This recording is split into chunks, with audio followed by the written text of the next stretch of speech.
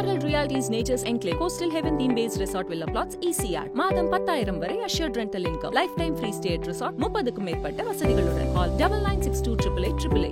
நிம்மதி property management. Contact 7667008999. Fourth estate Tamil நேயர்களுக்கு அருள்மொழிவர்மனின் அன்பார்ந்த வணக்கங்கள். இது உங்கள் ஃபோர்த் எஸ்டேட் தமிழ் வழங்கும் தலையங்கம் நிகழ்ச்சி. இன்றைக்கு நம்ம தலையங்கம் நிகழ்ச்சியில் பாட்டாளி மக்கள் கட்சியின் நிறுவனர் மருத்துவர் ஐயா திரு ராமதாஸ் அவர்கள் அளித்த அறிக்கைக்கு உங்களுடைய பதில் என்ன அப்படிங்கிறத குறித்து கேட்கும்போது அவர் சும்மா இருக்கிறாரு, அவர் அப்படி தான் அறிக்கை எழுதிக்கிட்டு இருப்பார், அவர் அறிக்கைக்கெல்லாம் பதில் சொல்ல வேண்டிய அவசியம் இல்லை அப்படின்னு உதாசீனப்படுத்தி கடந்து போயிட்டாரு முதலமைச்சர் மு க ஸ்டாலின். இந்த கருத்திற்கு எதிர்வினை ஆற்றும் விதமாக பாட்டாளி மக்கள் கட்சியின் தலைவர் நாடாளுமன்ற உறுப்பினர் டாக்டர் அன்புமணி ராமதாஸ் அவர்கள் முதலமைச்சர் மு க ஸ்டாலின் மன்னிப்பு கேட்கணும், அப்படி இல்லைன்னா எங்களோட தொண்டர்களை நாங்கள் கட்டுப்படுத்த முடியாதுன்னு சொல்லியிருக்கிறாரு. பின்னணி என்ன, யார் செய்தது சரி, யார் செய்தது தவறு, இதனுடைய தாக்கம் என்ன அப்படிங்கிறது பார்க்கலாம். இது உங்கள் ஃபோர்த் எஸ்டேட் தமிழ் வழங்கும் தலையங்கம் நிகழ்ச்சி.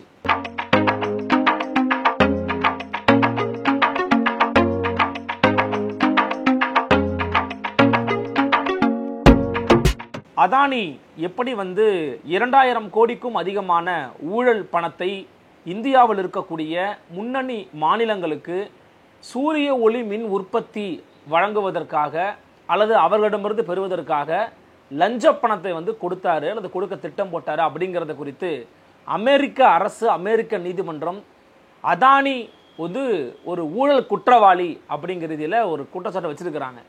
அமெரிக்கா நீதிமன்றத்தில் அதானியினுடைய குறித்தான இந்த விவகாரம் குறித்தும் டான்ஜெட்கோ இதில் மாட்டினது குறித்தும் நம்மளுடைய ஃபோர்த் எஸ்டேட் தமிழ் ஊடகத்தில் மூத்த பத்திரிகையாளர் திரு மணி அவர்கள் அளித்த பேட்டியுடைய லிங்க் டிஸ்கிரிப்ஷனில் வச்சுருக்கோம். அதையும் நீங்கள் பாருங்கள். அதோட தம்ப்நெயிலே இதுதான், பார்த்துருக்கலாம். ஸோ இந்த வீடியோவை பார்க்காதவங்க இந்த வீடியோவை பார்த்துட்டு இந்த வீடியோவை பார்த்தீங்கன்னா இன்னும் உங்களுக்கு நல்ல கிளாரிட்டி கிடைக்கும், அதனால் சொன்னேன். ஓகே, இப்போ அதானியினுடைய இந்த விவகாரம் தொடர்பாக தமிழ்நாடு அளவில் அதிகமான அளவில் பேசியிருக்கிறாங்களான்னு பார்த்தீங்கன்னா அதானியினுடைய விவகாரம் குறித்து பேசியிருக்காங்க, அமெரிக்கா அரசு குறித்து பேசியிருக்காங்க. அதே சமயம் திரு ராகுல் காந்தி அவர்கள் அதானியை கைது செய்யணும் அப்படின்னு கேட்கிற மாதிரியே அதானியிடமிருந்து லஞ்ச பணத்தை பெற்றவர்கள் யார், அந்த விவகாரங்கள் என்ன, லஞ்சம் கொடுத்தது தப்புனா வாங்கினது தப்பு தானே, அவங்களே நடவடிக்கை எடுக்க மாட்டேங்கிறீங்க அப்படிங்கிற கேள்வியை மணி போன்றவர்களும் அரசியல் எதிர்க்கட்சிகளும் கேள்வி கேட்க ஆரம்பிச்சிருக்கிறாங்க. அப்போ இந்த கேள்வி குறித்தான விவகாரத்தில் முதல் முறையாக அந்த அதானி குறித்த விவகாரம் வெளியான அன்றே பார்த்தீங்கன்னா ஐயா மருத்துவர் ராமதாஸ் அவர்கள் அது குறித்து ஒரு முக்கியமான ஒரு அறிக்கையை எழுதியிருந்தாங்க அவர்களுடைய ட்விட்டர் எக்ஸ்தலத்தில். எப்போதுமே பாட்டாளி மக்கள் கட்சியினுடைய அறிக்கையும் அவர்களுடைய ஆலோசனைகளும் அவர்களுடைய அறிவுரைகளும் பார்த்தீங்கன்னா பல நேரங்களில் தமிழ்நாடு அரசு பின்பற்றி இருக்கிறாங்க, ஃபாலோ பண்ணியிருக்கிறாங்க, அதை எடுத்திருந்திருக்கிறாங்க. அந்த அடிப்படையில் 4 நாட்களுக்கு முன்பாக, அதாவது சரியாக சொல்ல வேண்டும் என்றால் 21 நவம்பர் 2024 மத்தியானம் ஒரு 2:36 மணிக்கு பார்த்தீங்கன்னா ஒரு பதிவு போட்டிருக்கிறாரு ஐயா ராமதாஸ் அவர்களுடைய ட்விட்டர் ஸ்தலத்தில். என்ன போட்டிருக்காருன்னு முதல்ல நான் படிச்சிடுறேன், நீங்களும் அதை பார்த்துருங்க. அதானி ஊழல், தமிழ்நாடு மின் வாரியத்தின் பங்கு குறித்து விசாரணை நடத்த வேண்டும், அதானி சந்திப்பு பற்றி முதலமைச்சர் விளக்க வேண்டும், இதான் தலைப்பு. இந்தியாவில் பல்வேறு மாநிலங்களில் மின்சார வாரியங்களுக்கு சூரிய ஒளி மின்சாரம் தயாரித்து வழங்குவதற்கான ஒப்பந்தங்களை பெறுவதற்காக ரூபாய் 2100 கோடி கையூட்டு கொடுக்கப்பட்டதை மறைத்து அமெரிக்காவில் முதலீடு திரட்டியது தொடர்பாக அதானி குழும நிறுவனங்கள் மீதும் அவற்றின் தலைவர் கௌதம் அதானி உள்ளிட்டோர் மீதும் அமெரிக்க நீதிமன்றத்தில் அந்நாட்டு அரசு வழக்கு தொடர்ந்திருக்கிறது. இந்த வழக்கில் அதானியை கைது செய்ய பிடியாணை பிறப்பிக்கப்பட்டுள்ள நிலையில், அரெஸ்ட் வாரண்ட் கொடுத்திருக்கிறாங்க நிலையில், இந்த ஊழல் குற்றச்சாட்டுகளில் தமிழ்நாடு மின்சார வாரியத்தின் பெயரும் இடம்பெற்றிருப்பது அதிர்ச்சி அளிக்கிறது. ஏன்னா யாருக்கெல்லாம் கொடுத்தாங்க அப்படிங்கிறதுல பார்த்தீங்கன்னா ஆந்திராவில் சிஎம்மோட பேரே சொல்லிட்டாங்க. இந்த பக்கம் டான்ஜெட்கோன்னு சொல்லியிருக்கிறாங்க. டான்ஜெட்கோனா என்ன, தமிழ்நாடு மின்சார வாரியத்துடைய பேர் தான் அடிபட்டிருக்குது. நியூயார்க் கிழக்கு மாவட்ட நீதிமன்றத்தில் தாக்கல் செய்யப்பட்ட வழக்கு ஆவணத்தில் அதானி குழுமம் அமெரிக்காவில் 300 கோடி அமெரிக்க டாலர், அதாவது 25,500 கோடி ரூபாய் அளவுக்கு முதலீடுகளை திரட்டியதாகவும், இந்த முதலீடுகளை திரட்டுவதற்கு அடிப்படையாக பல்வேறு மின் திட்டங்களுக்கான ஒப்பந்தங்களை காட்டியதாகவும், அந்த ஒப்பந்தங்களை பெறுவதற்காக பல அமைப்புகளின் அதிகாரிகளுக்கு கையூட்டு கொடுத்துவிட்டு அதை மறைத்ததாகவும் கூறப்பட்டிருக்கிறது அந்த ஆவணத்தின் 20 மற்றும் 21 பத்திகளில் தமிழ்நாடு மின்சார வாரியமும் அதன் அதிகாரிகளும் இதில் சம்பந்தப்பட்ட நிறுவனங்கள் மற்றும் அவற்றின் அதிகாரிகள் என்று குறிப்பிடப்பட்டுள்ளனர். வழக்கு ஆவணத்தின் 50ஆம் பத்தியில் ஜூலை 2021 முதல் பிப்ரவரி 2002 வரை காலகட்டத்தில் இந்திய அரசு அதிகாரிகளுக்கு கையூட்டு வழங்குவதாக அளிக்கப்பட்ட வாக்குறுதியின் அடிப்படையில் ஒடிஷா, ஜம்மு காஷ்மீர், தமிழ்நாடு, சத்தீஸ்கர், ஆந்திரம் ஆகிய மாநிலங்களின் மின்சார வாரியங்கள் இந்திய சூரிய ஒளி மின் உற்பத்தி கழகத்திடமிருந்து உற்பத்தியுடன் இணைந்த திட்டத்தின்படி சூரிய ஒளி மின்சாரம் வாங்குவதற்கான ஒப்பந்தங்களை பவர் சேல் அக்ரிமெண்ட் செய்து கொண்டிருக்கின்றன. இவற்றில் ஆந்திர மின்சார வாரியத்திற்கு 7 ஜிகாவாட் சூரிய ஒளி மின்சாரம் வழங்குவதற்காக ஒப்பந்தத்தை பெறுவதற்காக அம்மாநில மின்சார வாரிய அதிகாரிக்கு 1750 கோடி ரூபாய் கையூட்டு வழங்கப்பட்டிருப்பதாக கூறப்பட்டிருக்கிறது. தமிழ்நாடு மின்சார வாரியத்தின் அதிகாரிகளுக்கு எவ்வளவு கையூட்டு கொடுக்கப்பட்டது என்பது குறித்த விவரம் அதில் இடம்பெறவில்லை என்றாலும் கூட கையூட்டு பெற்றதில் தொடர்புடைய நிறுவனங்கள் பட்டியலில் தமிழ்நாடு மின்சார வாரியத்தின் பெயர் இடம்பெற்றிருக்கிறது. அது மட்டுமின்றி கையூட்டு வழங்கப்பட்டதாக அந்த ஆவணத்தில் குறிப்பிடப்பட்டுள்ள காலகட்டத்தில் தான், சரியா சொல்லணும் அப்படின்னா அவர் எழுதியிருக்கிறது அப்படியே சொல்றேன். அதாவது 2021 ஆண்டு செப்டம்பர் மாதம் 16ஆம் நாள் அதானி குழுமத்தால் உற்பத்தி செய்யப்படும் 1000 மெகாவாட் சூரிய ஒளி மின்சாரத்தை இந்திய சூரிய ஒளி மின் உற்பத்தி கழகத்தின் வாயிலாக வாங்குவதற்கான ஒப்பந்தத்தில் தமிழ்நாடு மின்சார வாரியமும் இந்திய சூரிய ஒளி மின் உற்பத்தி கழகமும் கையெழுத்து போட்டிருக்கிறாங்க. சூரிய ஒளி மின்சாரத்தை வழங்குவதற்காக தமிழ்நாடு மின்சார வாரியத்திற்கு அதானி குழுமம் கையூட்டு கொடுத்ததால் அமெரிக்க நீதிமன்றத்தில் கூறப்பட்டுள்ள குற்றச்சாட்டை இந்த ஒப்பந்தமானது உறுதி செய்கிறது அப்படிங்கிறார். அதாவது என்ன சொல்றாருன்னா, ஆமா டான்ஜெட்கோ லஞ்சம் வாங்கியிருக்கிறாங்க அப்படிங்கிறத ஐயா ராமதாஸ் சொல்றாங்க. தமிழ்நாடு மின்சார வாரியமும் ரூபாய் 1.8 லட்சம் கோடிக்கும் கூடுதலான கடன் சுமையில் சிக்கி தவிக்கிறது. திமுக ஆட்சிக்கு வந்த பிறகு கடந்த 3 ஆண்டுகளில் ரூபாய் 40,000 கோடிக்கு மின்சார கட்டணம் உயர்த்தப்பட்ட பிறகும் கூட மின்சார வாரியம் லாபத்தில் இயங்கவில்லை என்பதை பல்வேறு தருணங்களில் சுட்டிக்காட்டியிருக்கிறேன். ஆட்சியாளர்களின் லாபம் மற்றும் சுயநலத்திற்காக பொதுத்துறை நிறுவனங்களை நட்டத்தில் தள்ளுவதையும் அப்பாவி மக்கள் மீது மின் கட்டண சுமையை சுமத்துவதையும் அனுமதிக்க முடியாது. கடந்த ஜூலை மாதம் 10ஆம் தேதி தமிழ்நாடு முதலமைச்சர் மு.க. ஸ்டாலின் அவர்களை சென்னை சித்தரஞ்சன் சாலையில் உள்ள அவரது இல்லத்தில் அதானி குழும தலைவர் கௌதம் அதானி ரகசியமாக சந்தித்து பேசியிருக்கிறார். இந்த ரகசிய சந்திப்பின் நோக்கம் என்ன? இதுதாங்க டாக்டர் ராமதாஸ் அவர்கள் கேட்டுக்கூடிய மிக முக்கியமான ஒரு கேள்வி. அடுத்து பாருங்க, அதானி குழுமத்தால் கையூட்டு வழங்கப்பட்ட நிறுவனங்கள் பட்டியலில் தமிழ்நாடு மின்சார வாரியத்தின் பெயரும் இடம்பெற்றிருக்கும் நிலையில் இது குறித்து தமிழக அரசு விசாரணைக்கு ஆணையிட வேண்டும். தமிழக முதலமைச்சர் மு.க. ஸ்டாலின், அதானி குழும தலைவர் கௌதம் அதானி ஆகியோருக்கு இடையிலான ரகசிய சந்திப்பு குறித்தும் தமிழக அரசு விளக்கம் அளிக்க வேண்டும். இதுதாங்க இவர் போட்டிருக்கிறது.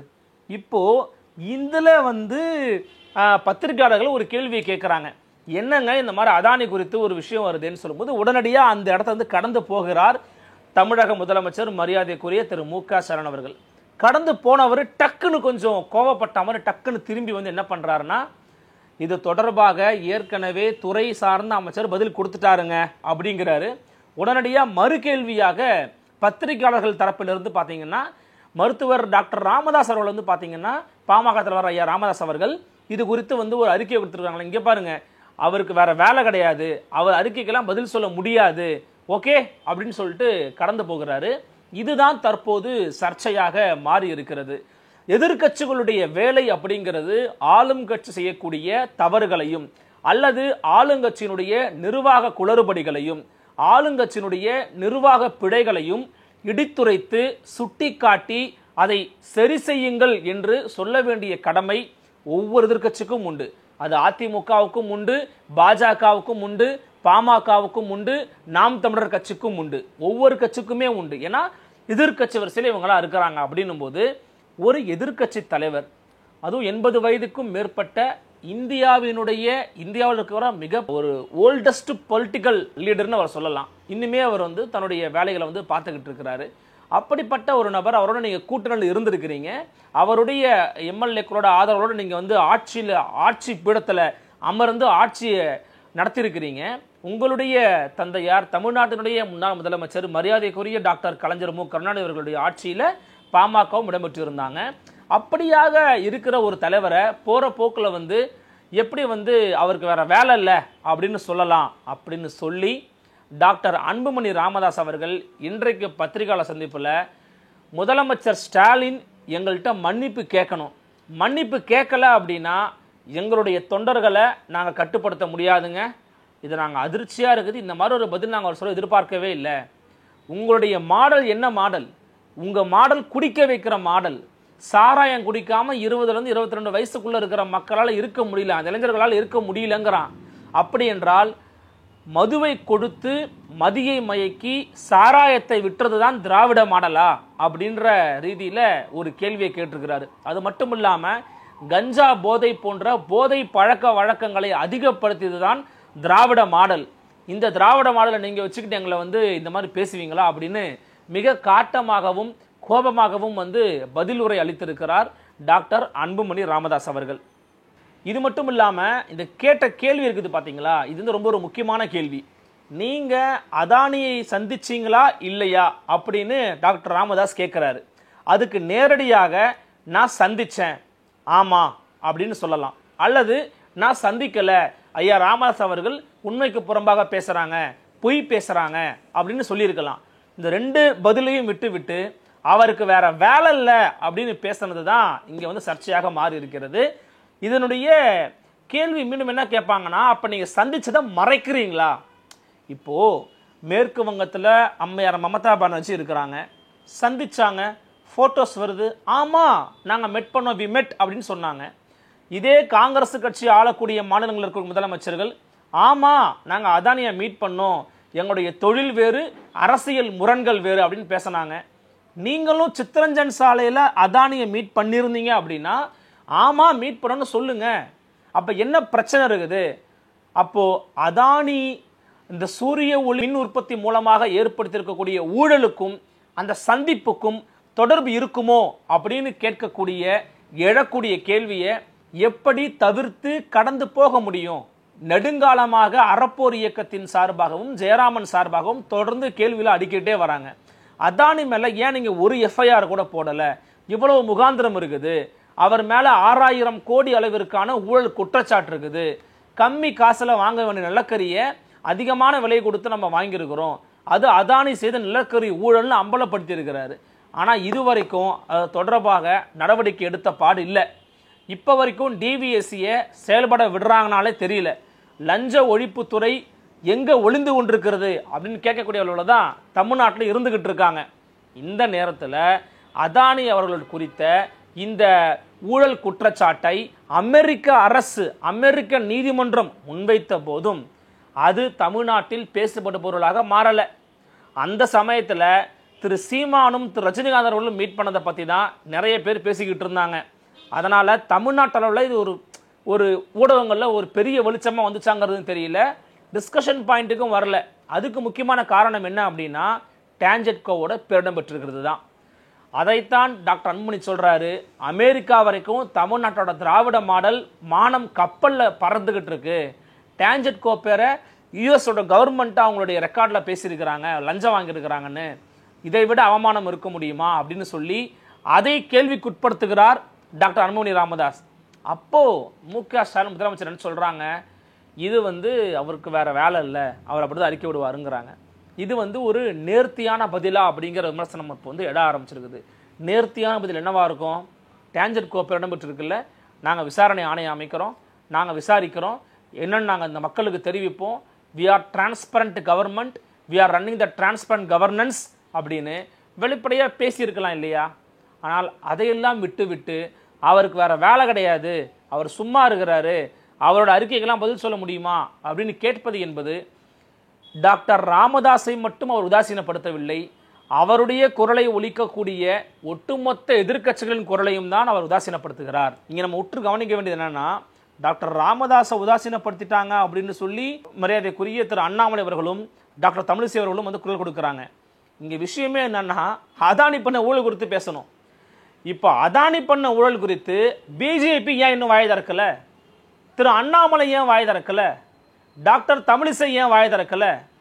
அதானி செய்திருக்கக்கூடிய ஊழல்ல ஒரு பகுதி தான் தமிழ்நாட்டு அரசு டான்ஜர் வழங்கியிருக்கக்கூடிய அந்த லஞ்ச பணம். இப்போ பாஜக என்ன பண்றாங்கன்னா, டாக்டர் ராமதாஸ முதலமைச்சர் உதாசீனப்படுத்திட்டாருங்கிற பார்ட்டை மட்டும் எடுத்து வச்சு பேசுறாங்க. பட் ஆனால் அது முழுக்க முழுக்க அப்பட்டமான அரசியல் சார்ந்தது. அவரை உதாசீனப்படுத்தியதுங்கிறது ஒரு பகுதி, ஒரு பார்ட், ஒரு கூறு. ஆனால் இங்கு நாம் விவாதத்திற்கு உட்படுத்தப்பட வேண்டியது என்ன அப்படின்னு பார்த்தீங்கன்னா, அதானியிடம் லஞ்ச பணத்தை டான்ஜெட்கோ பெற்றதா இல்லையா, டான்ஜெட்கோவுக்கும் அதானிக்கும் தொடர்பு இருக்கிறதா இல்லையா, ஏன் விசாரணை ஆணையத்தை நாங்கள் போடுறோம்னு நீங்கள் சொல்லலை, ஏன் ஒரு வார காலம் ஆகியும் முதலமைச்சர் மு.க. ஸ்டாலின் அவர்கள் வாய் திறந்து இதை பற்றி பேசலை? இதுதான் இங்கே முக்கியமாக எழுப்பப்பட வேண்டிய கேள்வி. அதை அன்றைய தினமே எழுப்பிய மனிதர் தான் மரியாதைக்குரிய மருத்துவர் ராமதாஸ் ஐயா அவர்கள். அவர் எழுப்பிய அந்த விவகாரத்தை குறித்து ஒரு பத்திரிகையாளர் ஒரு கேள்வி கேட்கிறார் அப்படின்னா, ஒன்று ஆமா சந்திச்சேன்னு சொல்லலாம், இல்லை இல்லைன்னு கடந்து போகலாம். இது ரெண்டுமே இல்லாமல் ஒரு மூத்த அரசியல் அனுபவம் வாய்ந்த ஒரு அரசியல் கட்சியின் தலைவரை அப்படியாக பேசியிருந்ததை முதலமைச்சர் மு.க. அவர்கள் தவிர்த்திருக்கலாம் அப்படிங்கிறது தான் பெரும்பாலருடைய கருத்தாக இருக்கிறது. அதனால தான் டாக்டர் அன்புமணி ராமதாஸ் அவர்களும் பார்த்தீங்கன்னா அவருடைய ரியாக்ஷனும் கொஞ்சம் கோபமாக தான் இருந்துச்சு.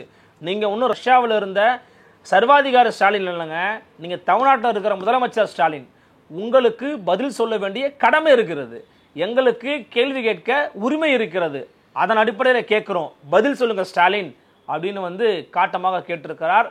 அது மட்டும் இல்லாமல் ஏன் பதட்டப்படுறீங்க, ஏன் பயப்படுறீங்க, ஓப்பனாக பதில் சொல்லுங்க, ஆமான்னு சொல்லுங்க, இல்லை இல்லைன்னு சொல்லுங்க அப்படின்னு நெற்றிப்பொட்டில் அடித்தார் போல கேள்விகளை கேட்டிருக்கிறார் டாக்டர் அன்புமணி ராமதாஸ். முதலமைச்சர் ஸ்டாலின் பதில் சொல்லுவாரா, மன்னிப்பு கேட்பாரா, பாட்டாளி மக்கள் கட்சி எது போன்ற ரியாக்ஷனை கொடுக்க போறாங்க அப்படிங்கிறதெல்லாம் பொறுத்து தான் பார்க்கணும். மீண்டும் மற்றொரு தலைப்பில் மற்றொரு தலையங்கம் சந்திக்கிறேன். நன்றி, வணக்கம்.